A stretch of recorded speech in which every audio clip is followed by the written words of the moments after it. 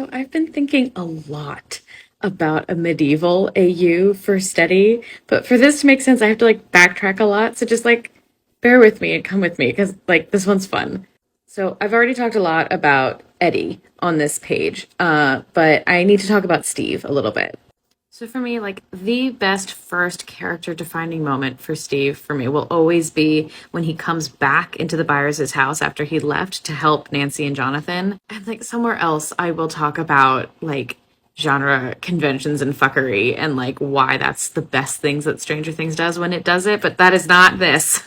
Point being, I love watching Steve's arc play out. The jerk boyfriend who is suddenly overcome with empathy and discovers over the course of the whole show, compassion and bravery and this fierce protection more than anything for others when he's under fire. And it all starts there. And so that is the heart of Steve for me. And I love the oscillations he goes through every season of dealing with the just sort of the whole matrix of popular and cool but shitty, and then really uncool and a loser and an outcast but good, and then the sort of just all the in-betweens and the other kind of aspects of that. So really what this medieval AU in my head hinges on is this concept of King Steve, because really the evolution for Steve in the whole show is from status king to true king, and I am a sucker for that. So in this AU verse, what I kind of picture is this shitty young, he's not evil, he's just stupid and incompetent and kind of inconsiderate young king who suddenly kind of has a realization moment of oh shit, there's a lot of corruption going on here, and I've been incompetent in this, and his sort of revelation causes him to be ousted from the kingdom. Everyone else just kind of kicks him out, and he's just well, fuck. Then in exile, he kind of actually earns his crown on the battlefield, because I just keep seeing the bat with nails in it translated into a mace, and that image of him just on the battlefield very much mirroring him taking out the bats this season just feels very good. And I'll get into it more in the next video, but on the road is where I picture him encountering Eddie the Banished, who is a troubadour, bard, jester, this,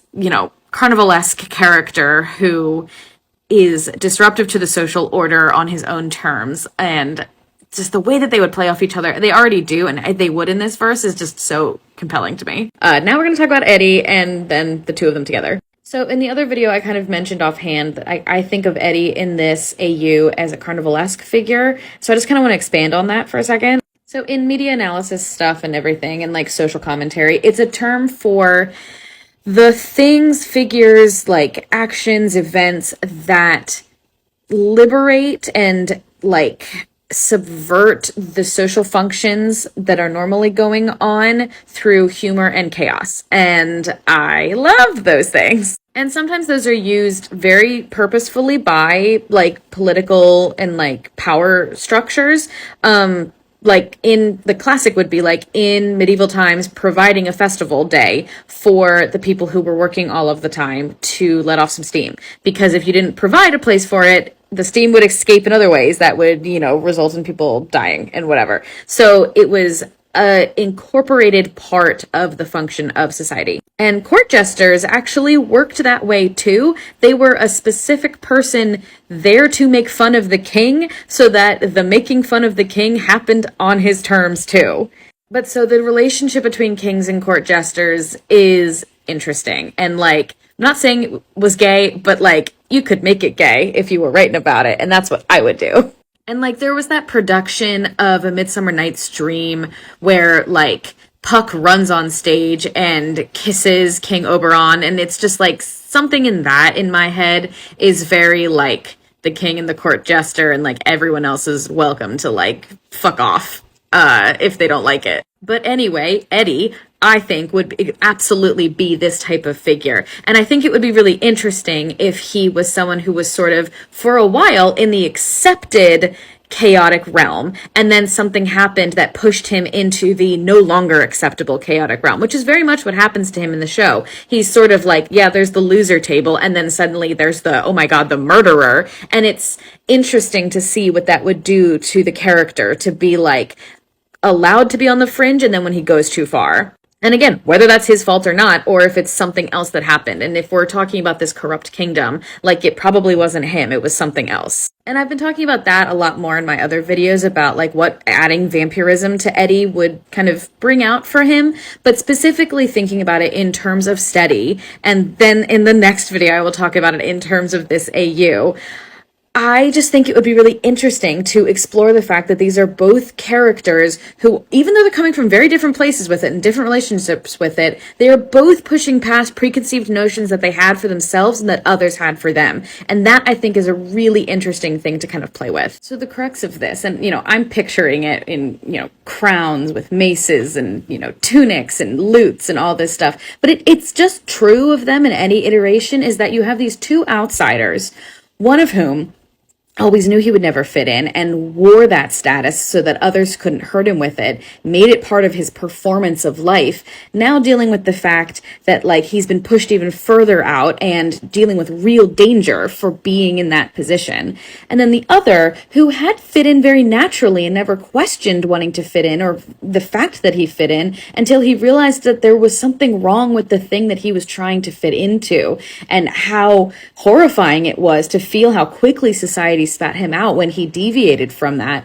Watching the two of them come together on the outskirts of the map, in the topsy-turvy areas, in the upside-down areas, where you have monsters and freedom, that coming together, I think, is compelling, whatever it is. And for me, it's medieval, but it works in everything.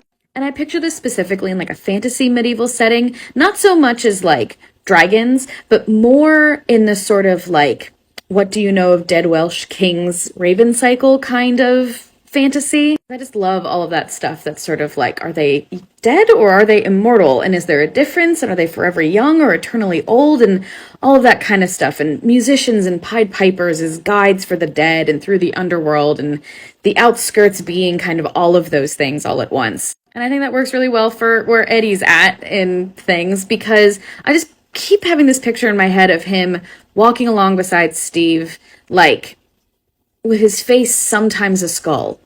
And I don't know, I just really enjoy picturing this sort of King Steve with his facade of carefreeness and this world weariness underneath it, and Eddie the Banished with his devil may care attitude until the devil really does care, and he is the one who puts himself in the line of fire. And I realized while I was making the last video that Jason actually works really well as a character to have take over the kingdom after Steve is gone, as he kind of does in the show, and being the one who was eliminating the Carnivalesque from his court.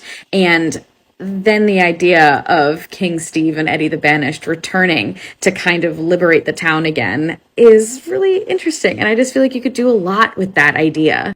But yeah, that's the whole theory. And I picture it as an AU, but I guess you could also make it like a D&D game they're playing. That would be really interesting also to see like what they chose to do, and then you would have the in and out of character discussions. But anyway, if you stayed this long, your reward is getting to see this picture I found, because that's just Eddie, right?